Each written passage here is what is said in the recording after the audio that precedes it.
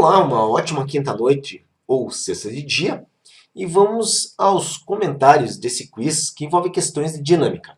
Só lembrando que aqui o comentário ele é rápido, eu apresento aqui o conceito para você, mas convido que se você quer se aprofundar mais, se você precisa se aprofundar mais, você pode assistir minhas aulas no YouTube, lá tem muitas aulas e todas elas aprofundadas, ou você pode também adquirir o curso que eu estou aqui convidando, que é os 60 lições de física com muito conceito, muitos exercícios resolvidos e que ajuda muito quem vai fazer vestibular, Enem, até mesmo concurso público, beleza? Então vamos lá, vamos às questões agora. Primeira questão aqui envolve um gráfico de energia potencial em função da distância, sendo que o sistema é um sistema em que a energia se conserva, com uma energia mecânica total de 15 joules. Lembramos que a energia mecânica é a soma da energia cinética com a energia potencial. E essa energia mecânica ela vai ser conservada. Então, observe no gráfico que o maior valor de energia potencial é aqui, ó, o valor de 12 joules. Isso significa que se nós temos energia mecânica com a soma de cinética com potencial, a cinética nesse ponto equivale a 3 joules. Tá? Observe que no item A diz que em x igual a 2, que é exatamente esse ponto aqui. A energia cinética do sistema é nula. Não, é incorreto, porque se a potencial é 12, a cinética tem de valer 3. E o item B diz que em x igual a 5, a energia cinética do sistema é 12 joules. Observe que 5 é esse ponto aqui, ó. E nós temos energia potencial nula. Se a energia mecânica vale 15 e a potencial é nula, significa que a cinética é igual à mecânica nesse ponto, ou seja, vale 15 joules. Também é falsa a segunda afirmação. A segunda questão apresenta um corpo na iminência do escorregamento e pergunta-se qual é o valor provável da intensidade da força de atrito. Aqui eu lembro que nós temos duas forças contribuindo para esse equilíbrio ao longo do plano. Então, uma é a componente do peso, que é a componente Px, que leva o bloco para baixo, mas isso não ocorre porque existe aqui a força de atrito estático atuando. Bom, como é uma situação de equilíbrio, nós sabemos que a força de atrito então é igual a essa componente do peso. Lembramos que a componente Px é um produto do peso vezes o seno. Então, a força de atrito fica igual ao peso vezes o seno e os valores ali são fornecidos. Massa de 2 kg, lembre-se, a massa tem que multiplicar pela aceleração da gravidade. Aqui vamos considerar 10, porque fala num valor provável, então pode ser 10.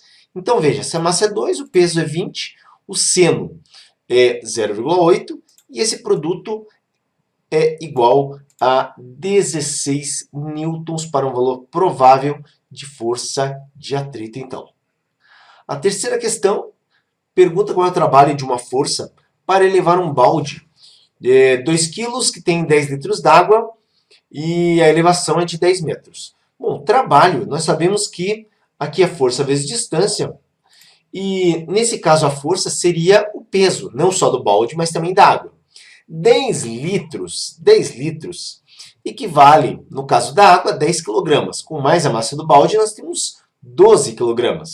Multiplicando pela aceleração da gravidade, vamos considerar 10, nós temos então 120 de peso, que é a força, e a elevação, que é a distância, 10 metros. Observe que isso aqui corresponde a um trabalho exercido pela força de 1.200 joules. Tá? Como é uma elevação, se fosse perguntado pelo trabalho do peso, seria menos 1.200 joules, mas como é o trabalho da força, é um trabalho de 1.200 joules positivo. Força empregada pela pessoa para erguer aí esse balde. Isso então gera um trabalho positivo.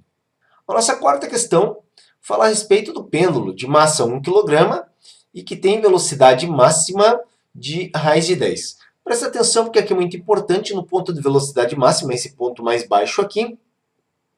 E nesse ponto só tem esse corpo energia cinética. Tá? Bom, aqui a gravidade foi dada como 10. O que nós devemos avaliar? se a energia mecânica do sistema equivale a 5 joules. Bom, veja, no ponto mais baixo, a energia cinética é igual à energia mecânica. Então, nós podemos calcular a energia cinética nesse ponto.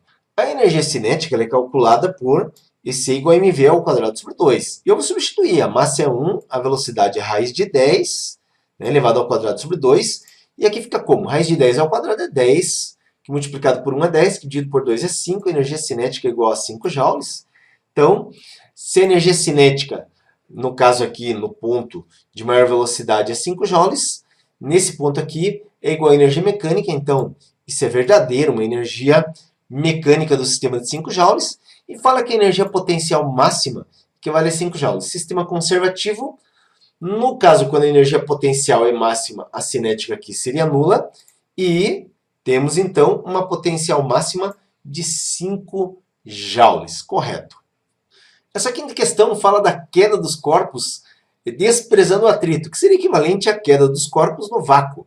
Bom, quando os corpos caem no vácuo, eles não sofrem influência, então essa queda é independente da massa. Então, independente do tamanho do corpo, da sua dimensão, da sua forma, da sua massa, de todas essas características, os corpos caem ao mesmo tempo e desenvolvendo a mesma velocidade. Observe, então, que a alternativa correta corresponde à letra C. Por quê? Porque mesmo que as esferas tenham massas diferentes, no caso aqui, durante a queda essa massa não influencia. Então, energia potencial, quantidade de movimento, energia cinética, depende da massa.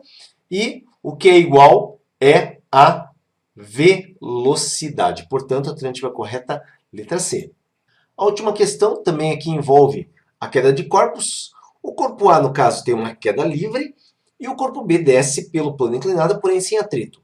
A primeira afirmação diz que as crianças caem na água em instantes diferentes. Isso é correto, basta observar que a criança B percorrerá um espaço maior e, portanto, vai levar mais tempo para chegar na água. Até porque a criança A desce com uma aceleração que é a aceleração da gravidade.